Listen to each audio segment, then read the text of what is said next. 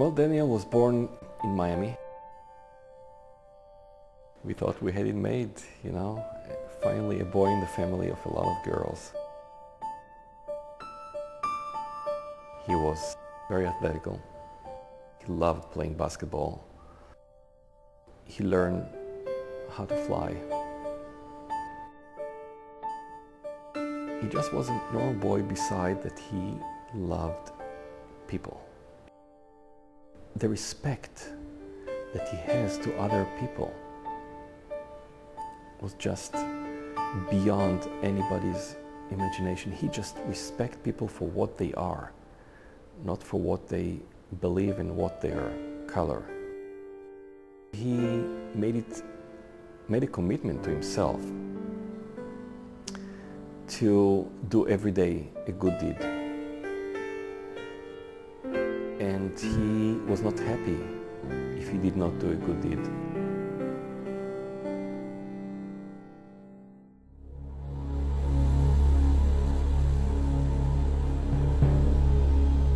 Well, we went to Tel Aviv on April 17, 2006 on a vacation when Daniel and I got really hungry and Cheryl was still shopping. So Daniel and I decided to go and have lunch. Earlier we found about a restaurant that Daniel really wanted to eat their food. It was supposedly very good. And we went there. We were sitting outside on the sidewalk when I saw a young, it looked to me at that time, a teenager, Middle Eastern boy with a very heavy backpack. My mind wasn't at all thinking what can happen. We just had a very good shawarma. And I saw him standing behind Daniel, talking to the security guard. Actually, he wasn't talking, he pretended he couldn't talk, and he signaled with his hands to the security guard that he wanted to eat. So as the security guard does to everybody, he asked him to open his backpack. At that point, I saw him smiling with kind of an evil smile when he approached his backpack. And then it was too late. I understood what he was doing. And I tried to shout, I tried to stand up, but it was too late. He detonated the backpack, which was full of explosives. It was about 40 pounds of explosives. We were thrown backwards from the blast. I was thrown on my back and Daniel was thrown into my lap. I laid him down on the floor and I said, "Daniel, lie here, help will come very soon." I was shouting, "A very badly injured boy here, very badly injured boy here." They took him right away and they picked me up as well right after that, and fortunately they brought us to the same hospital. He was given over 200 units of blood in the first surgery. They just couldn't stop his bleeding.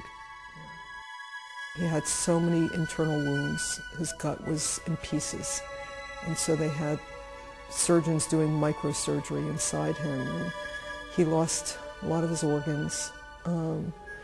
He was on dialysis because he had no kidney.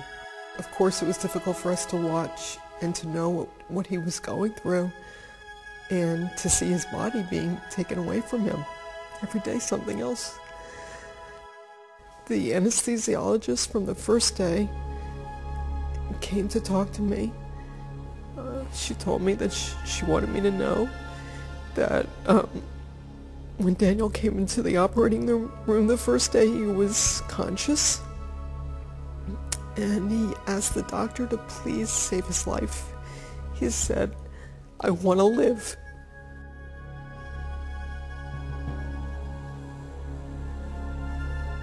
They called us to the meeting room at the ICU.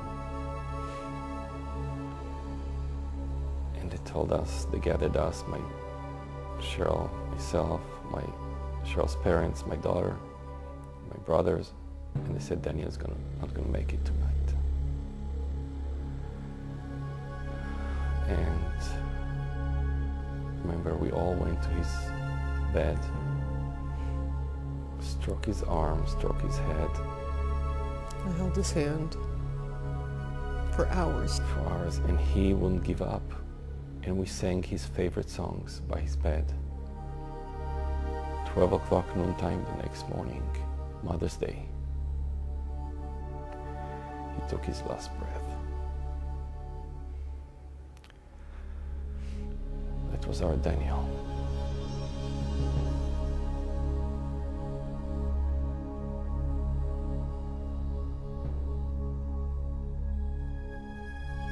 The night Daniel died, the mother of the bomber went on Al Jazeera TV and praised Allah for the death of the dog and said that she couldn't wait for her daughters to follow suit her son's steps. What can you say? I miss everything about Daniel. We had so much fun together. With his beautiful body, he really protected me. He saved my life. Unfortunately, I don't think people realize, especially in America, that there is a society that is breeding really hatred into their children from a very early age. And I'm not talking about radical countries, I'm talking about moderate countries that breeding hatred into the kids. And in a way, it's very hard to blame the kids for doing what they do because they are brainwashed from age 2 or 3. We live in a time where we're all vulnerable to extreme acts of hate and violence, and that we need to understand that we're vulnerable and to do whatever we can to stand up to it. On the flight back from Tel Aviv to Miami, we brought Daniel with us to bury him here. We decided to start a foundation in Daniel's name, and really to teach people about hatred and about what is really going on in the world.